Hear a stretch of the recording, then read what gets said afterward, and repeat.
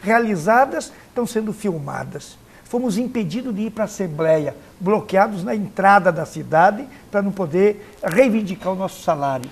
Comecei a me encontrar com os mais humildes, com os mais pobres, aqueles que eram generosamente protegidos pelos nossos programas sociais, e esses desesperados, de novo, perambulavam à mercê da sorte de Deus.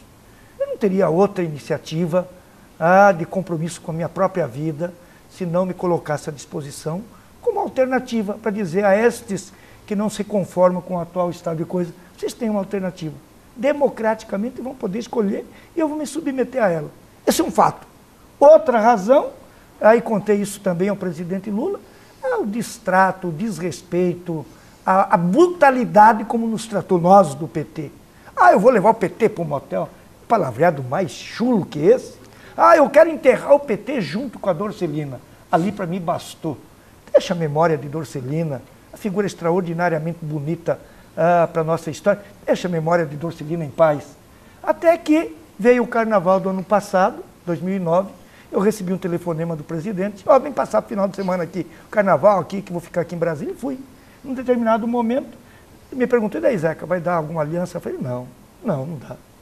Entendemos importante, o PMDB entendo até hoje, para a construção do processo democrático brasileiro.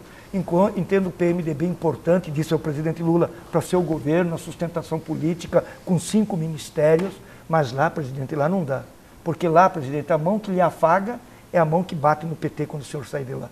Que fala isso, que lhe imputa tudo de ruim que acontece, que usa do palavreado mais absurdo de conter essas histórias. Falei, portanto, o presidente do PT vai ter que ter candidato sob pena de desaparecer e a gente gerar um desconforto enorme na sociedade, sem direito, sem a oportunidade de escolher entre 2 candidatos. E se batalhou esse tempo todo por candidatura única. Eu me coloquei. Lula brincou, falou, Zé, quem vai ser o candidato? Falei, eu.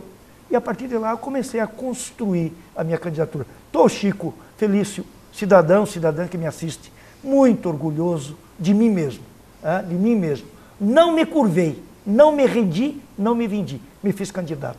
O senhor sabe que um segmento forte, considerável até no meio dos produtores, tem uma certa resistência ao seu nome por achar que o senhor protege demais sem terra, protege índio e que tem medo que o nosso Estado sempre tem questão de tensão agrária.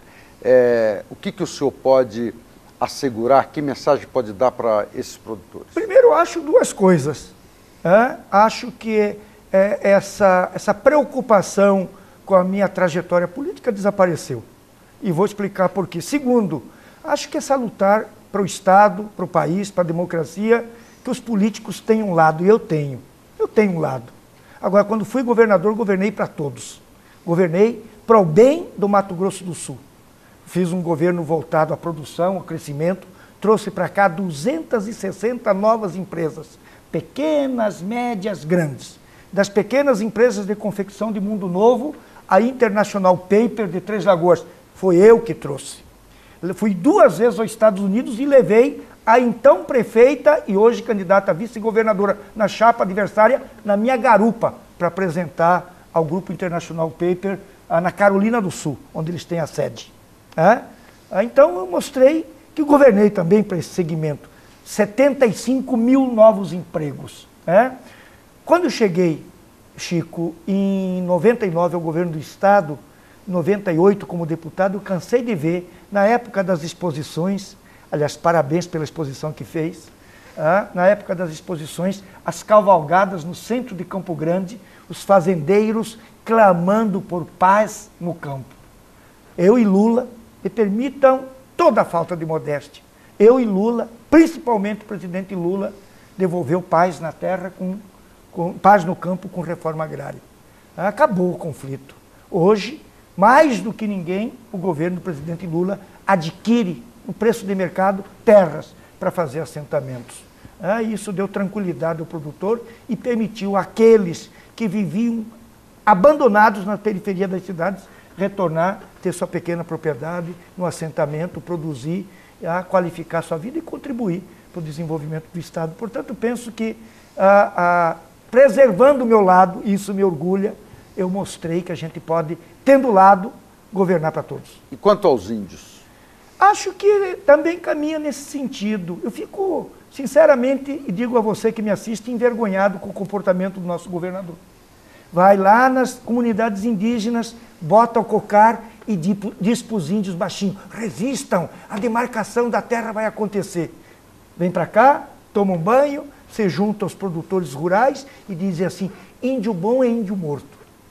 Esse jogo duplo para o governante não serve.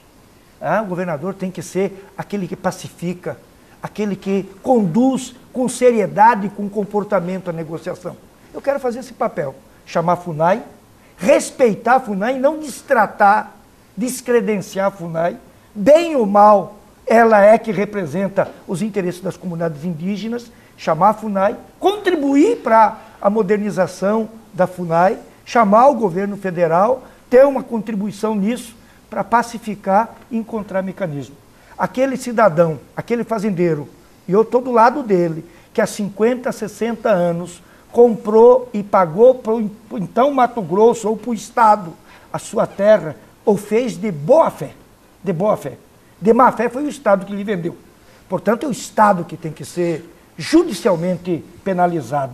O que eu acho? Que nestes casos, da posse de boa fé, e essa intermediação que o Estado pode fazer, e Lula tem vontade disso, o presidente Lula, entendendo essa situação particular, adquirir a propriedade, pagar pela benfeitoria, pagar pela terra nua e destinar a terra para que as comunidades indígenas possam viver melhor.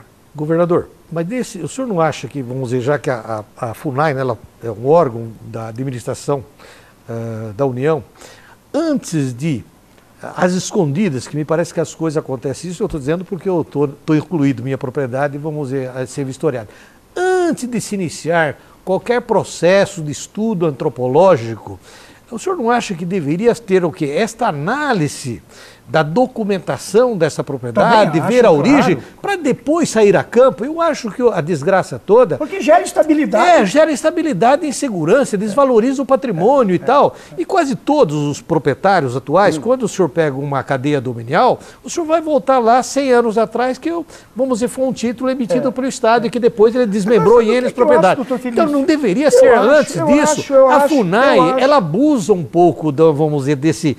Já que ela tem essa competência, antes disso deveria ser procedido desse estudo jurídico para depois sair a campo, né? Que condena o cidadão sem que ele tenha o direito de... O senhor passa a ter um gasto? Não, eu vejo assim, você vai hoje, por exemplo... Mas sabe o que eu acho, doutor Felício? Nós vivemos um Estado novo, num processo democrático em construção, né? Acho que essas experiências, e disse isso um dia o presidente Lula, presidente, o senhor tem que intervir, seria muito ruim, vai ser muito ruim, disse eu e ele conversando, no gabinete dele, numa visita, então, como governador, quando eu entrei no gabinete, ele falou, Zeca, vê terra lá, eu quero comprar, depois falou contigo a mesma coisa. E nós levamos a relação a ele. Falei, encaminha isso, presidente, vai ser muito ruim para o senhor, para nós, para o Brasil, para seu governo, a eventualidade de uma fatalidade, um índio, um fazendeiro morto, essa coisa, esse choque não resolve. Acho que tem que, só me permite concluir isso, antecipadamente fazer isso. Adquire. Esse cidadão é de boa fé, paga pela benfeitoria, pela terra. A terra é uma referência, ele vai ser indenizado por ser induzido, vamos dizer, ao erro. Mas eu acho que falta autoridade ao Ministério da Justiça que deveria assumir isso, não permitir que se faça da forma que... Falta seriedade também ao nosso governo do Estado. Não, claro, não.